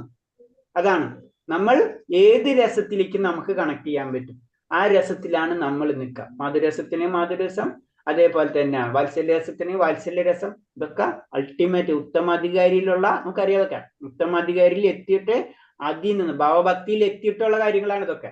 അവിടെ എത്തുമ്പോഴാണ് നമ്മൾ എന്താണെന്ന് ശരിക്കും നമ്മൾ മനസ്സിലാവുന്നത്. നമ്മുടെ ഭാവം, ആ ഭഗവാനോടുമായിട്ടുള്ള ബന്ധപ്പെട്ടുള്ള ഭാവം നമുക്ക് മനസ്സിലാവുള്ളൂ. അത് വാത്സല്യരസത്തിലുള്ള ഭാവമാണോ അല്ലെങ്കിൽ മാധുരസത്തിലുള്ള ഭാവമാണോ അപ്പോഴും നമുക്ക് മനസ്സിലാവുള്ളൂ എന്നാ പറയുന്നത്. അവിടെ നിന്നാണ് ശരിക്കും ഏത് രസത്തിലേക്ക് നമ്മൾ കടക്കുള്ളൂ. പ്രൈമറി രസം, സെക്കൻഡറി രസം നമുക്കറിയാതെ. ഭൗതിക ലോകത്തിലെ ആനന്ദ കേന്ദ്രം ശരിയായതിനല്ലാത്തതിനാൽ ജീവസത്തുകൾ തമ്മിൽ ഏറ്റുമുട്ടലുണ്ടാകുന്നു. കാരണം ഭൗതിക ലോകത്തിൽ എല്ലാവരും അന്വേഷിച്ചുകൊണ്ടിരിക്കുക. അപ്പൊ എന്താണ് ഇത് കാരണം കൊണ്ട് ഒരിക്കലും എന്ന പോയിന്റിൽ എത്തില്ല, അതിനുവേണ്ടി വഴക്കുണ്ടാക്കിക്കൊണ്ടിരിക്കുന്ന പറയുന്നത്. ഉദാത്തമായ രാസനൃത്തത്തിന്റെ കേന്ദ്രമായ പരമപുരുഷൻ തന്നെയാണ് ആനന്ദത്തിന്റെ യഥാർത്ഥ കേന്ദ്രം. ഭഗവാനെ കേന്ദ്രീകരിക്കാതെ നമ്മൾ എന്ത് ചെയ്താലും നമുക്ക് പരിപൂർണത എത്തില്ല. ശരിക്കും ആ രാസനൃത്തം, മാധുരരസമാണ് ഏറ്റവും പരിപൂർണമായിട്ടുള്ള ഭഗവാന്റെ രസം. അതാണ് ഏറ്റവും ആനന്ദകരമായിട്ടുള്ള കേന്ദ്രം. അപ്പൊ അതിന് നമ്മളെ ഉന്നത തരത്തിലുള്ള എല്ലാ ആചാര്യന്മാരും ആ ആനന്ദരസത്തിലേക്ക് കടക്കണം. ഗോപികുമാരുടെ കാലടിപ്പാടുകൾ പിന്തുടരുന്നത്. അപ്പൊ ഗോപികുമാരുടെ കാലടിപ്പാടുകളാണ് ശരിക്കും ഏറ്റവും വലിയ ആനന്ദം. അതാണ് അതിൽ പറയുന്നത്. നാം എല്ലാം ഒരു അതീന്ദ്രിയ താല്പര്യത്തോടെ ഇതിൽ പങ്കുചേർന്ന് ഭഗവാനോട്ട് ജീവിതം ആസ്വദിക്കേണ്ടതാണ്. അപ്പൊ അതീന്ദ്രിയമായ താല്പര്യം, നമ്മൾ ഇന്ദ്രിയങ്ങൾ കൊണ്ടുള്ള താല്പര്യമല്ല, അതീന്ദ്രിയമായ താല്പര്യത്തിലേക്ക് നമ്മൾ കടക്കണം. അങ്ങനെ കടക്കുമ്പോഴാണ് നമ്മൾ ഭഗവാനോടൊപ്പമുള്ള ജീവിതം ആസ്വദിക്കുന്നത് എന്ന് പറയുന്നത്. കാരണം നമ്മൾ ഇസ്കോൺ ക്ഷേത്രത്തിലായാലും നമ്മൾ ശ്രദ്ധിച്ചാൽ അറിയാം, നമ്മള് നൃത്തങ്ങൾ അല്ലെ, അവിടെ പ്രോഗ്രാംസുകൾ വരുമ്പോൾ കാരണം നമ്മൾ ഡാൻസ് ചെയ്യും ഓട്ടോമാറ്റിക്കായിട്ട്. അതാണ് ഭഗവാനായിട്ടുള്ള നൃത്തങ്ങള് നമ്മൾ ചെയ്യണം. അപ്പൊ ശരിക്കും നമുക്കറിയാം ഭഗവാന് നമ്മളെ കൂടെ വന്ന് നൃത്തം ചെയ്യുന്നുള്ള ഒരു വിശ്വാസം കൂടി ഉണ്ട് അതില്. മായ അഥവാ വ്യാമോഹിതൻ നിന്നാണ് നിരീശ്വര സംസ്കാരം ഉടലെടുത്തത്. അത്തരം സംസ്കാരത്തിന്റെ ബലമാണെങ്കിൽ ശോകം തന്നെ. വ്യാമോഹം അല്ലെ, മായയിൽ നിന്നാണ്, അതായത് ഭൗതിക ലോകമാണ് എല്ലാതും എന്നുള്ളൊരു വിശ്വാസത്തിൽ നിന്നാണ് നമ്മൾ ഈ നിരീശ്വര സംസ്കാരം ഉടലെടുത്തത്. ഇതിന്റെ അപ്പുറം ഒന്നുമില്ല എന്ന് പറയുന്നത്. അപ്പോഴെന്താണ്, അങ്ങനെ ചിന്തിച്ചു കഴിഞ്ഞ് നമ്മൾ അതിനനുസരിച്ച് പ്രവർത്തിച്ചു കൊണ്ടിരുന്നു കഴിഞ്ഞാൽ റിസൾട്ട് എപ്പോഴും ശോകം തന്നെയായിരിക്കും എന്നാ പറയുന്നത്. കാരണം അത് എപ്പോൾ വേണമെങ്കിലും തകർക്കപ്പെടാം. അതാണ് പ്രകൃതി നിയമം. അതേതൊരു സെക്കൻഡ് മതി. നാളെ എന്ത് സംഭവിക്കുന്ന അറിയില്ല, നാളെ അല്ല അടുത്ത സെക്കൻഡ് എന്ത് നമുക്ക് സംഭവിക്കുന്ന അറിയില്ല. അതാണ് പ്രകൃതിയുടെ ക്രൂരത അല്ലെങ്കിൽ പ്രകൃതി നിയമങ്ങൾ എന്ന് പറയുന്നത്. കാരണം മായയിൽ നമ്മൾ അകപ്പെട്ട് നമ്മൾ ഇങ്ങനെ കറങ്ങിക്കൊണ്ടിരിക്കുകയാണ്. ഇവിടെ പരാമർശിക്കപ്പെട്ട ആത്മഭൂതഹിതം, ഭഗവാന്റെ ഹിതം പ്രാവർത്തികമാക്കിയാൽ മാത്രമേ നമുക്ക് ദർശിക്കാൻ കഴിയുള്ളൂ. അപ്പൊ ഭഗവാൻ എന്താണ്, ഭഗവാന്റെ ഹിതം എന്താണ്? ശരിക്കും ഭഗവാന്റെ ഹിതം എന്താണ്?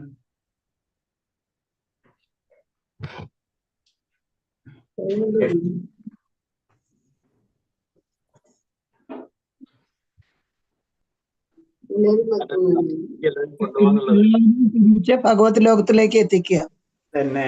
ശരിയാ, ഹരേ കൃഷ്ണ. അതായത് നമ്മളെ ഭഗവത് ലോകത്തിലേക്ക് എത്തിക്കുക എന്നാണ് ഭഗവാന്റെ ഹിതം.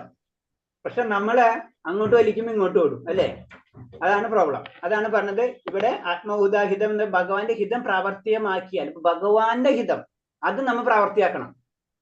എന്നാലേ ഭഗവാനെ നമുക്ക് ദർശിക്കാൻ കഴിയുള്ളൂ. ഈ മന്ത്രത്തിലെ ആത്മഭൂതാഹിത എന്ന ഭഗവത്ഗീതയിൽ 1854 പരാമർശിക്കുന്ന ബ്രഹ്മഭൂതാഹിതവും ഒന്ന് തന്നെ. പരമോന്നതനായ ആത്മാവ് അഥവാ പരമാത്മാവ് പരമപുരുഷൻ തന്നെയാണ്. അപ്പൊ ഭഗവാൻ പരമപുരുഷൻ തന്നെയാണ്. പരമാത്മാവ് എന്ന് പറഞ്ഞാലും പരമപുരുഷൻ എന്ന് പറഞ്ഞാലും, അതേപോലെ ആത്മഭൂതഹിത എന്ന് പറഞ്ഞാലും ബ്രഹ്മഭൂതാഹിതം എന്നൊക്കെ പറഞ്ഞാലും ഒന്ന് തന്നെയാണ്. ശരിക്കും പറഞ്ഞു കഴിഞ്ഞാല് നമ്മൾ ബ്രഹ്മം ബ്രഹ്മം എന്ന് പലപ്പോഴും പറയും. ഈ ബ്രഹ്മത്തെ നമ്മുടെ എന്താ പറയാ, ജീവാത്മാവ്, അതിനെ നമുക്ക് ബ്രഹ്മം എന്ന് പറയാം. പരമാത്മാവിനെയും ബ്രഹ്മം എന്ന് പറയാം. നമ്മുടെ ശരീരത്തെയും ഈ പ്രപഞ്ചത്തിനും ഒന്നിച്ചുകൂടി നമുക്ക് ബ്രഹ്മം എന്ന് പറയാം.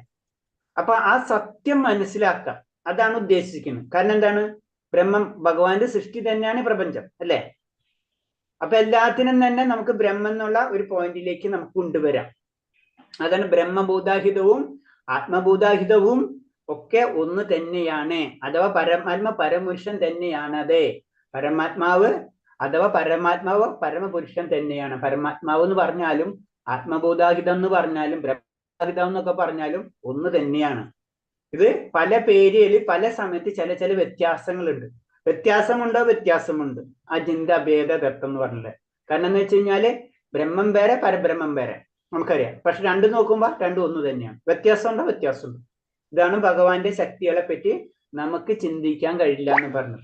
ഞാൻ പറഞ്ഞിട്ടുണ്ട് അത്. കാരണം എന്താ പറഞ്ഞ, ബാക്ടീരിയക്ക് നമ്മളൊരു ലോകം ഉണ്ടെന്ന് ബാക്ടീരിയക്ക് അറിയില്ല. അവരുടെ ജീവിതമൊക്കെ സുഖമായിട്ട് പോകുന്നുണ്ട് എന്ന അവസ്ഥയാണ് നമ്മുടെ.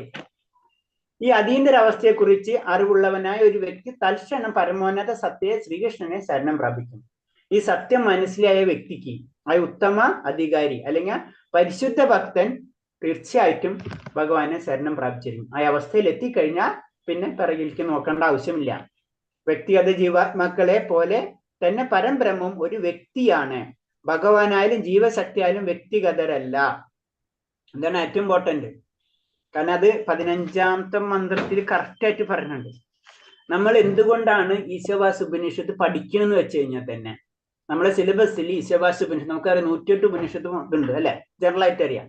അതിൽ ഈശാവാസ്യ ഉപനിഷത്തിന് ഇത്ര ഇമ്പോർട്ടൻസ് കൊടുക്കുന്ന പറഞ്ഞ് ഇതിൽ ക്ലിയർ ആയിട്ട് വ്യക്തിഗത ഭാവം അവ്യക്തിഗത ഭാവം ക്ലിയർ ആയിട്ട് പറഞ്ഞിട്ടുണ്ട്. അപ്പൊ അതില് ക്ലിയർ ആയിട്ട് പറഞ്ഞിട്ടുണ്ട്. ഭഗവാന്റെ രൂപത്തെ പറ്റി വർണ്ണിക്കുന്നുണ്ട്, നമ്മളെ പറ്റി വർണ്ണിക്കുന്നുണ്ട്. കാരണം ഭക്തൻ പ്രാർത്ഥിക്കുന്നുണ്ട്. അത് 17ാമത്തെ 15ാമത്തെ മന്ത്രത്തിലാണെന്ന് തോന്നുന്നുണ്ട്. കറക്റ്റായിട്ട് ഭക്തൻ പ്രാർത്ഥിക്കുന്നുണ്ട്. ഭഗവാന്റെ അയ രൂപത്തെ കാണിച്ചു തരാൻ വേണ്ടി പ്രാർത്ഥിക്കുന്നുണ്ട്. അപ്പൊ അതിനു വേണ്ടിയാണ് ഈ ഈശാവാസ്യ ഉപനിഷത്ത് നമ്മൾ പഠിക്കുന്നത്. ശരിക്കും പറഞ്ഞു കഴിഞ്ഞാൽ അത്ര ഇമ്പോർട്ടന്റ്. നമുക്കൊരു 10 ഉപനിഷത്തുകളിൽ ഏറ്റവും ഇമ്പോർട്ടന്റ് ആയിട്ട് 108 ഉപനിഷത്തിൽ 10 ഉപനിഷത്തിന് ജനറൽ ആയിട്ട് പറയാം. അപ്പൊ 10 ഉപനിഷത്തിൽ പെടുന്നതാണ് ഈശാവാസ്യ ഉപനിഷത്ത് വരുന്നത്.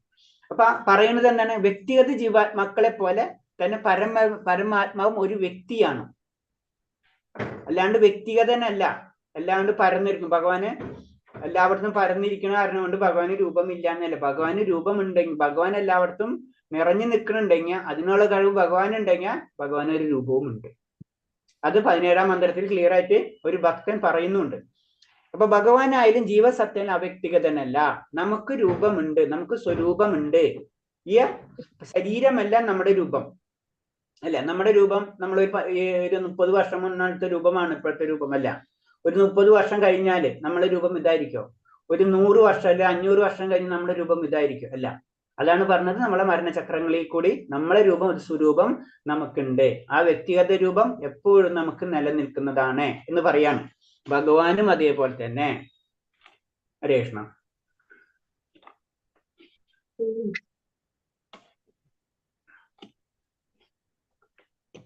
അപ്പൊ ഈ മന്ത്രത്തിലും ഇതേപോലെ തന്നെ എന്നൊരു ഭക്തനെ പറ്റി തന്നെയാണ് പറഞ്ഞത്. പരിശുദ്ധ ഭക്തനെ പറ്റിയാണ്. ആ പരിശുദ്ധ ഭക്തന്റെ യോഗ്യതകളാണ് ഇതിൽ വർണ്ണിക്കുന്നത്.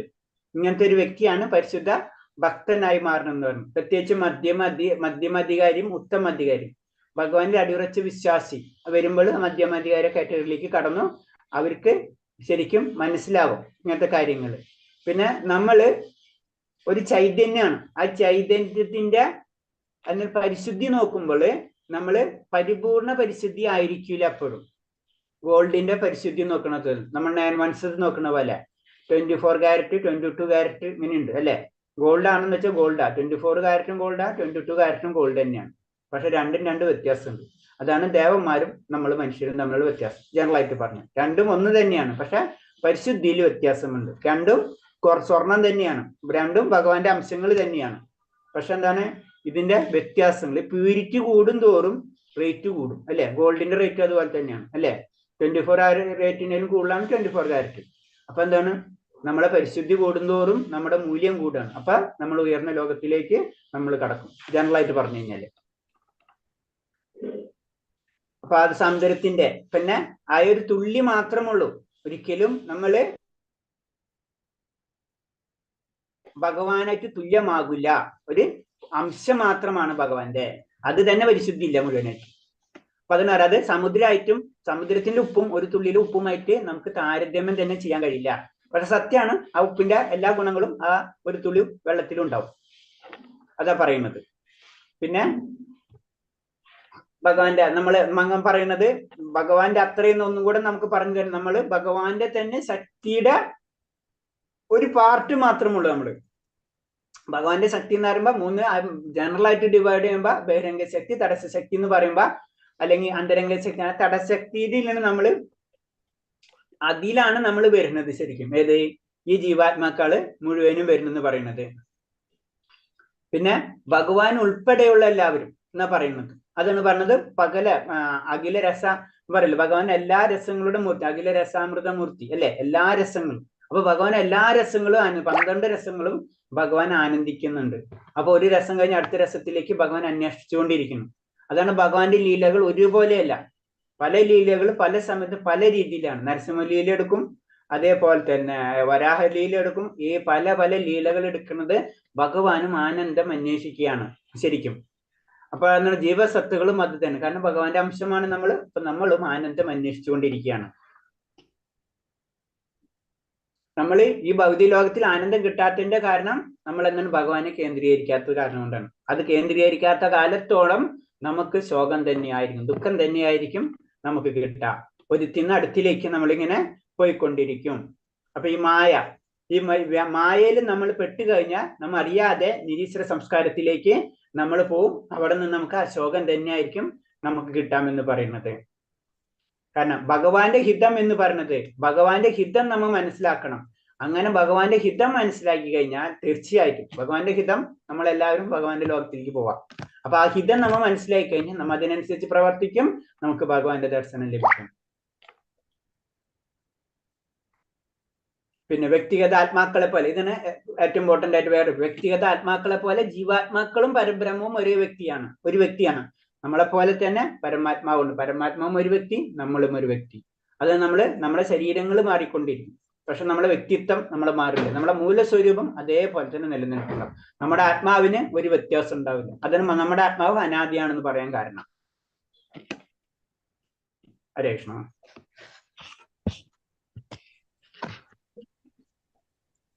ഓക്കെ ഹരേ കൃഷ്ണ. ഇത്ര എന്തെങ്കിലും പറഞ്ഞില്ല, എന്തെങ്കിലും സംശയം ഉണ്ടോ? ഹരേ കൃഷ്ണ പ്രഭു, ഇപ്പൊ ലാസ്റ്റ് പറഞ്ഞില്ലേ നമ്മള് വ്യക്തിഗത ആ പോയിന്റ് ഒന്നുകൂടി വിശദീകരിക്കാവോ പ്രഭു? അതായത് നമുക്ക് ഇപ്പൊ നമ്മൾ പറയുന്നുണ്ടല്ലോ, നമുക്ക് നമ്മുടെ ആത്മാവുണ്ടെന്ന് പറഞ്ഞല്ല. അപ്പൊ ആത്മാവുണ്ടെന്ന് പറയുമ്പോ അതിനൊരു രൂപമുണ്ട്.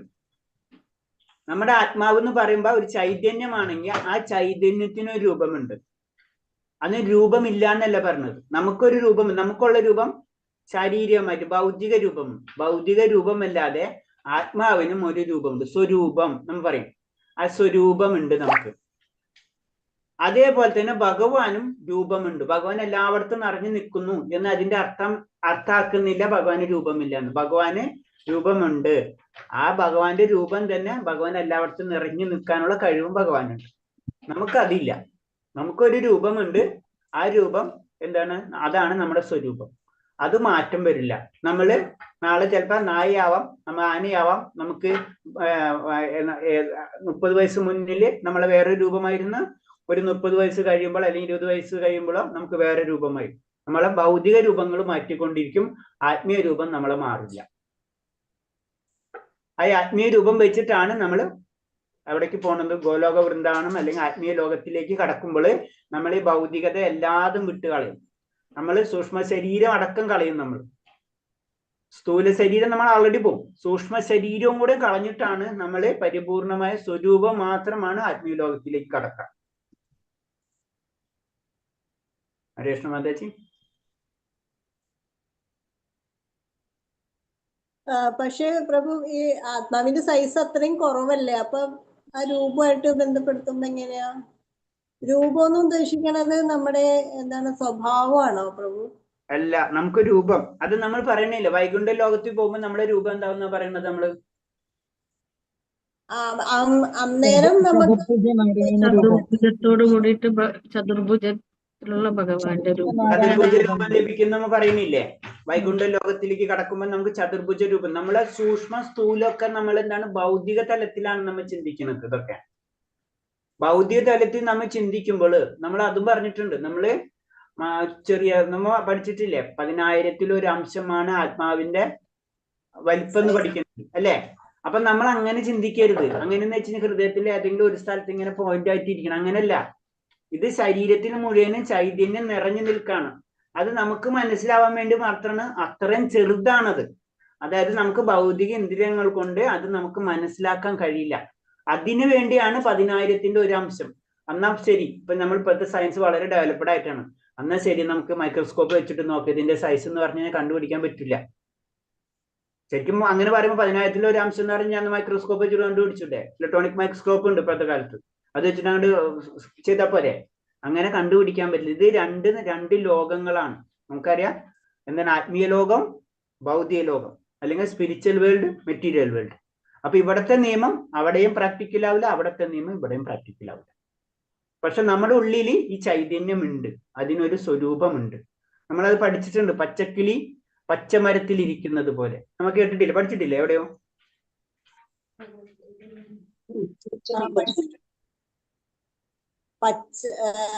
അതായത് പച്ചക്കുതിര പുല്ലിലിരുന്ന് കഴിഞ്ഞാല് പച്ചയായിട്ട് തോന്നും. അതായത് ഒരു പച്ചമരത്തുമ്മേല് പച്ചത്തത്ത് ഇരിക്കുന്നത് പോലെ. അപ്പൊ നമ്മൾ മുകളിൽ നോക്കുമ്പോ പച്ചത്തത്തിനെ നമുക്ക് കാണില്ല. അതിന്റെ അർത്ഥം തത്തില്ല എന്നല്ല അർത്ഥം, നമുക്ക് കാണാനുള്ള കഴിവില്ലാത്ത കാരണമുണ്ട്. അതിന് രൂപമുണ്ട്.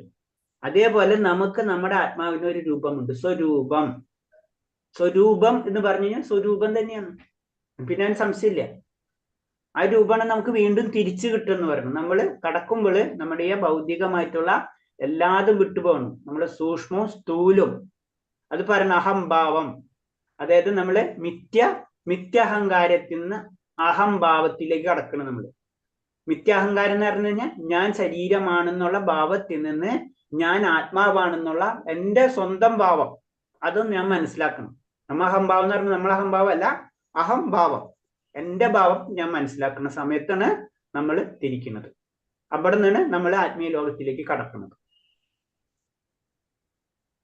അതാണ് അവിടെ വ്യക്തി ഉണ്ട്, അവിടെ വ്യക്തി ഉണ്ട്. അതാണ് ആ വ്യക്തിനെ നഷ്ടപ്പെടാൻ ഉദ്ദേശിക്കുന്നില്ല ഭക്തര്. അതാണ് നമ്മൾ പറയാ എന്താണ്, ഏത് സമയത്തും ഭഗവാനെ നമ്മളെ പഞ്ചേന്ദ്രിയം കൊണ്ടല്ല ശരിക്കും ചെയ്യുന്നത്, നമ്മളെ ആത്മീയ ഇന്ദ്രിയങ്ങൾ കൊണ്ടാണ് ഭഗവാനെ സാക്ഷാത്കരിക്കുന്നതും ഭഗവാനെ സേവനങ്ങളും ചെയ്യുന്നത്. അപ്പൊ നമുക്ക് ഈ ശരീരമായിട്ട് ബന്ധമില്ലാത്ത ഒരവസ്ഥ, അതിലേക്ക് വേണ്ടിയിട്ടുള്ള യാത്രയാണ് നമ്മൾ ചെയ്യുന്നത്. ഹരേ കൃഷ്ണ മാതാജി. ഹരേ കൃഷ്ണ പ്രഭു. താങ്ക് യു പ്രഭു. ക്ലിയർ ആയില്ലേ? പ്രഭു. ഓക്കെ. ഹരേ കൃഷ്ണ. വേറെ എന്തെങ്കിലും ഉണ്ടോ? അല്ലെങ്കിൽ നമുക്ക് നിർത്താം. നമ്മള് ഇപ്പൊ മരിച്ചു കഴിഞ്ഞാൽ നമ്മളിപ്പോ എല്ലാം കറക്റ്റ് ആയിട്ട് ചെയ്തെന്ന് വെച്ചു. അന്നേരം നമ്മള് ഗോലോകത്തിൽ ചെല്ലണമെന്ന് പറഞ്ഞാൽ നമ്മൾ എങ്ങനെ അറിയും? നമ്മൾ ഈ ശരീരം ഇപ്പോഴുള്ള ശരീരമായിട്ട്, ഇപ്പൊ എന്റെ കാര്യമല്ല, മൊത്തത്തിൽ ഒരാള് എല്ലാ കർമ്മവും കറക്റ്റ് ആയിട്ട് ചെയ്തിട്ട് ഗോലോകത്ത് പോകുമെന്ന് വിചാരിച്ചു. ആ ആള് എങ്ങനെ അറിയും ഞാൻ ഗോലോകത്ത് പോയെന്ന് എങ്ങനെ അറിയും? അന്നേരം നമ്മൾ ഇപ്പോഴുള്ള ശരീരമായിട്ട് യാതൊരു ബന്ധവും ഇല്ലല്ലോ. ഇല്ല. അത് നമ്മൾ പറഞ്ഞു, നമുക്ക് നമ്മുടെ ഇപ്പൊ നമ്മൾ ഈ ശരീരത്തിൽ ഇരിക്കുമ്പോ നമ്മള് മനുഷ്യ ശരീരത്തിന്റെ സ്വഭാവം കാണിക്കണം. നമ്മ നായയ്ക്കും വേണമെങ്കിൽ പുറത്തേക്ക് പോവാം അല്ലെ? നായയ്ക്ക് മരണമുണ്ട്, നായര് ആത്മാവുണ്ട്. നായയ്ക്കും പല ലോകങ്ങളിൽ, നമ്മ ഗോലോകം വിട്, പല ലോകത്തിലേക്കും പോവാം നായയ്ക്ക് അല്ലെ? അല്ലെ നമുക്ക് ദേവലോകത്തേക്കും പോവാം അല്ലെ? നമുക്ക് ദേവലോകം, ഭഗവാന്റെ ലോകം വിട്, ബാക്കി പല പൃഥ്വിലോകം, അങ്ങനെ പല ലോകങ്ങളുണ്ട്. ഏത് ലോകത്തിലേക്കും നമ്മൾ പോവാം. അപ്പോൾ നമ്മള് എവിടെ ഭഗവാന്റെ ലോകത്തിലേക്ക് പോണ വരെ നമ്മൾ സൂക്ഷ്മ ശരീരം കൊണ്ടാണ് പോണത്. ഭഗവാന്റെ ലോകത്തിലേക്ക് പോണ വരെ നമ്മൾ സൂക്ഷ്മ ശരീരം ഉണ്ടാവും. നമ്മളെ കർമ്മബന്ധനങ്ങൾ നമുക്കുണ്ടാവും. ദേവന്റെ ശരീരത്തിലേക്ക് ഫിറ്റായ മാത്രം ദേവന്റെ ശരീരത്തിലേക്ക് കടക്കുള്ളൂ. അഥവാ നമ്മള് നായയുടെ ശരീരത്തിലേക്കാണെന്ന് വെച്ച് കഴിഞ്ഞാൽ നമ്മളെ സൂക്ഷ്മ ശരീരം അതിനനുസരിച്ച് സെറ്റ് ആയിട്ടുണ്ടാവും. അപ്പൊ നമ്മുടെ സ്വഭാവം നായ്ക്ക് ഫിറ്റ് ആണെങ്കിൽ നമ്മൾ നായിലേക്ക് കിടക്കും. നമ്മളെ ശരീരം ദേവന് ഫിറ്റ് ആണെങ്കിൽ ദേവന്റെ അടുത്തേക്ക് കിടക്കും. നമ്മുടെ ശരീരം ഭഗവാന് ഫിറ്റ് ആണെങ്കിൽ നമ്മൾ സൂക്ഷ്മ ശരീരം അടക്കം പോകും.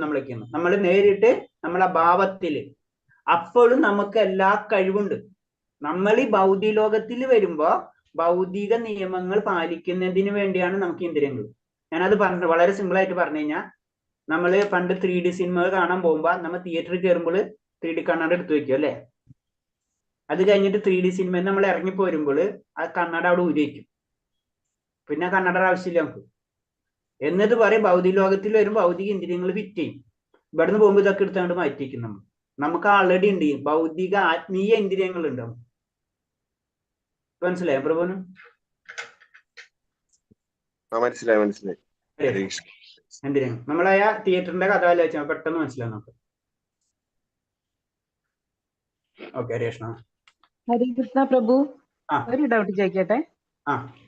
നമ്മള് ആത്മീയ ലോകത്തിലേക്ക് കടക്കുമ്പോ ഈ സൂക്ഷ്മ ശരീരം കൂടി ഉപേക്ഷിച്ചിട്ടല്ലേ പോവുക? ആത്മാവ് മാത്രമാവുമ്പോഴല്ലേ പോവുക? അതെ, അഹംഭാവം. നമ്മളെല്ലാതും പുണ്യ പാപ കർമ്മങ്ങൾ മുഴുവനും മാറണം നമുക്ക്. അപ്പൊ ഈ സൂക്ഷ്മ ശരീരം തന്നെ ഇല്ലാതാവില്ലേ നമുക്ക്? സൂക്ഷ്മ ശരീരം ഇല്ലാത്ത നമ്മൾ അവബോധം പോവും അതോടുകൂടി. പിന്നെ ഒരു ഇതുകൂടി പ്രഭു, നമ്മളിപ്പോ മനസ്സ്, ബുദ്ധി, മിഥ്യാഹങ്കാരാണ് നമ്മുടെ സൂക്ഷ്മ ശരീരം എന്ന് പറയുമ്പോ ഈ ഓർമ്മകൾ ഞാൻ ഏതോ ഒരു ഇതിൽ കണ്ടതാണ്, ഗരുഡ പുരാണത്തിൽ നിന്ന് കണ്ടത്. അങ്ങനെയാണെങ്കിൽ കുറച്ചു കാലം കൂടി ഈ ഓർമ്മ നിലനിൽക്കും ഈ ശരീരവുമായി ബന്ധപ്പെട്ടത് എന്ന് പറയുന്നുണ്ട്. അത് ശരിയാണോ?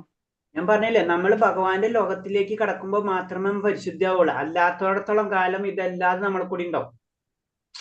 നമ്മൾ ദേവലോകത്തേക്ക് പോയി കഴിഞ്ഞാലും നമ്മൾ പാതാളത്തിൽ പോയി കഴിഞ്ഞാലും നമ്മ ഈ സൂക്ഷ്മ ശരീരം കൊണ്ടുപോകുന്നതാണ്.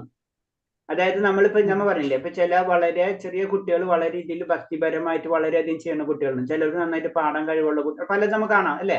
ഇതൊക്കെ കഴിഞ്ഞ ജന്മത്തിന്റെ പകർപ്പാണ് അവർ കൊണ്ടുവരുന്നത്. നമ്മളായാലും ഭക്തിയാണെങ്കിലും അങ്ങനെ തന്നെയാണ്. അല്ലാതെ നമ്മൾ കൊണ്ടുവരുന്നതാണ്. ഇത് കംപ്ലീറ്റ് 100% പുണ്യ സർവധർമ്മം പരിത്യജ. ഒന്നും ഉണ്ടാവില്ല അവിടെ. പുണ്യമില്ല പാപമില്ല അവിടെ. പുണ്യം ചെയ്ത് പുണ്യലോകത്ത് പോകും, പാപം ചെയ്ത് താഴ്ത്തി ലോകത്തും. ഇത് രണ്ടില്ലാത്ത അവസ്ഥ. അപ്പൊ പുണ്യം ചെയ്തത് മനസ്സിലാവണമെങ്കിൽ നമ്മൾ സോഫ്റ്റ്വെയർ ഫിറ്റ് ചെയ്തിട്ടുണ്ടാവും. നമ്മളെ സോഫ്റ്റ്വെയർ ആണ്, മനസ്സിലായോ? അത് നമ്മളെ കൂടെ തന്നെ ആത്മാവിന്റെ ചുറ്റും. അത് കാറ്റ് ഗന്ധങ്ങൾ എന്ന പോലെ ഒരു ശരീരത്തിൽ നിന്ന് മറ്റൊരു ശരീരത്തിലേക്ക് കൊണ്ടുപോകണം നമ്മൾ ഭഗവതി പഠിച്ചിട്ടില്ലേ? അപ്പൊ കാറ്റ് എന്ന് പറഞ്ഞ ആത്മാവ്, ഗന്ധം എന്ന് പറഞ്ഞത് നമ്മുടെ സൂക്ഷ്മ ശരീരം, നമ്മുടെ അവബോധം. അത് എവിടെ പോണോ അതിനനുസരിച്ച് അത് വലിച്ചെടുക്കും, എവിടെ പോണോ അവിടെ കൊണ്ടിടും.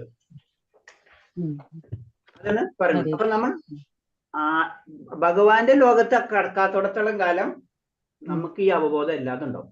അതായത് സൂക്ഷ്മ ശരീരത്തിന്റെ കൺട്രോളിലായിരിക്കും ആത്മാവദേവര്. മനസ്സിലായില്ലേ? ഇപ്പൊ നമ്മള് തിയേറ്ററിൽ നിന്ന് ഇപ്പൊ എക്സാമ്പിൾ പറഞ്ഞു, ഇപ്പൊ തിയേറ്ററിന്റെ കേസ് പറഞ്ഞാലും നമ്മള് ഗ്ലാസ് എടുത്ത് ഊരി വെക്കണ എവിടെയാണ് ലാസ്റ്റ്? അവിടെ ഒരു ക്യാബിൻ ഉണ്ടാവും. അവിടക്കോളം വരെ നമ്മൾ ആ ഗ്ലാസ് കൊണ്ടുപോകും. എന്നിട്ടാണ് അത് അവിടെ ഊരി വെക്കും. പുറത്തിറങ്ങിയ ആവശ്യമില്ല. പക്ഷെ തിയേറ്ററിൽ നിന്ന് ഇറങ്ങുന്നത് സിനിമ കണ്ടാലും വേണം. സിനിമ കണ്ട് നമുക്ക് കുറച്ച് ദൂരം പോയിട്ട് അവിടെ ഊരി വെക്കണ വരെ നമുക്ക് വേണം. മനസ്സിലായോ മാതാജി? ഹരേ കൃഷ്ണ. താങ്ക് യു പ്രഭുജി. Okay, thank you. അയ്യോ ക്ലാസ് തുടങ്ങി. Okay, thank you. Hare Krishna. അന്നേരം നമ്മുടെ വ്യക്തിത്വം അവിടെ ഉണ്ടാവുക. നമ്മളെ വ്യക്തിത്വം ഉണ്ടാവും. അതാണ് ഇമ്പോർട്ടന്റ്. വ്യക്തിത്വം ഇല്ലാതിരിക്കില്ല. വ്യക്തിത്വത്തിന് മരണമില്ല. ഞാൻ ലൈവ് ഒന്ന് ഓഫ് ചെയ്തിട്ട് അടുത്ത് നമുക്ക് ഡിസ്കസ് ചെയ്യാം. ക്ലാസ്സിൽ കുറച്ച് പേര്. ഓക്കെ, നാളെ നമുക്ക് ഡിസ്കസ് ചെയ്യാം.